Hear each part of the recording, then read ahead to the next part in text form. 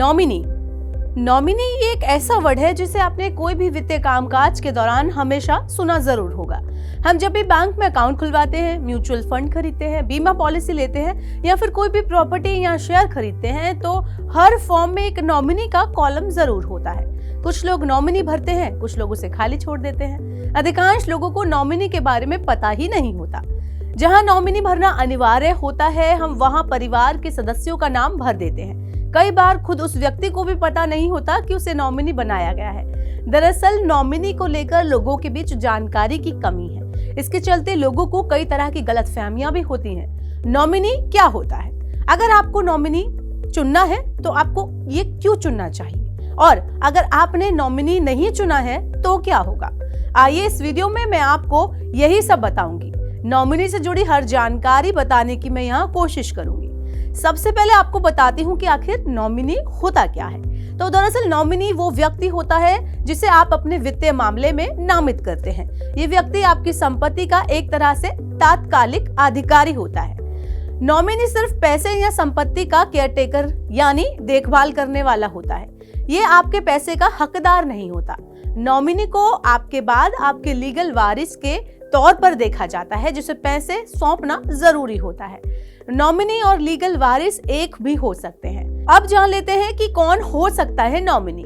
आप अपना नॉमिनी अपने जीवन साथी यानी पति या पत्नी को चुन सकते हैं। अपने बच्चे, आपके माता पिता, परिवार के किसी भी सदस्य को या फिर अपने किसी खास मित्र को, किसी फ्रेंड को आप नॉमिनी बना सकते हैं। अगर नॉमिनी लीगल वारिस नहीं है तो उसे सिर्फ एक केयरटेकर ही माना जाएगा।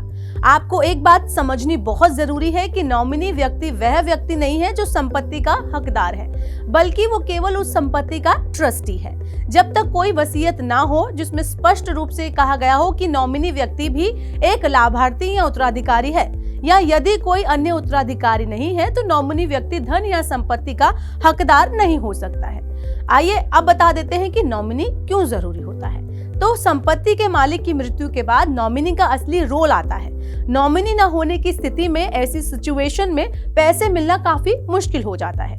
नॉमिनी न होने पर पैसे लंबे समय तक अटके रह सकते हैं। उन्हें हासिल करने में कानूनी दांव-पेच में लंबा समय निकल जाता है, लेकिन नॉमिनी के रहने पर प्रक्रिया, ये प्रोसेस काफी आसान हो जाता है। अब जान लेते हैं कि कहां-कहां नॉमिनी जरूरी होता है। तो सबसे पहले इंश्योरेंस, जहां आपके जाने के बाद पॉलिसी के पैसे किसे मिलेंगे, इसके लिए आपको नॉमिनी की जरूरत होती है। यहाँ आप एक से ज्यादा नॉमिनी रख सकते हैं। आप अपने माता पिता, जीवन साथी या बच्चों को नॉमिनी बना सकते हैं। इसके अलावा जीवन बीमा में कानूनी वारिस को ही नॉमिनी बनाना बेहतर होता है। इसके अलावा बैंक में खाता खोलते समय परिवार के सदस्यों के अलावा रिश्तेदार, फ्रेंड्स को भी आप नॉमिनी बना सकते हैं। नॉमिनी जरूरी नहीं है कि कोई कानूनी वारिस ही हो, किसी एक व्यक्ति को ही नॉमिनी आप बना सकते हैं। ज्वाइंट अकाउंट में रकम दूसरे होल्डर को पहले और उसके बाद नॉमिनी को मिलती है। इसके अलावा फिक्स डिपॉजिट या कहीं और निवेश करते समय नॉमिनी बनाना जरूरी है। यहाँ पर आप सिर्फ एक व्यक्ति को ही नॉमिनी बना सकते हैं। वहीं अगर डीमैट अकाउंट की बात करें तो डीमैट अकाउंट में मल्टीपल नॉमिनी नियुक्त कर सकते हैं। यहाँ नॉमिनी सिर्फ केयरटेकर नहीं बल्कि मालिक भी होता है। नॉमिनी को कानूनी वारिस को शेयर ट्रांसफर नहीं करने होते। म्यूचुअल फंड में आप एक से ज्यादा नॉमिनी बना सकते हैं, चाहे तो उनके लिए शेयर्स भी आप बांट सकते हैं। अगर एक नॉमिनी को ज्यादा हिस्सा देना है तो फॉर्म में उसका उल्लेख करना होता है। तो इस तरह से इस वीडियो में अब आपको पता चल गया होगा कि नॉमिनी बनाना कितना जरूरी होता है। ऐसे ही और वीडियोस के लिए देखते रहिए मनी9।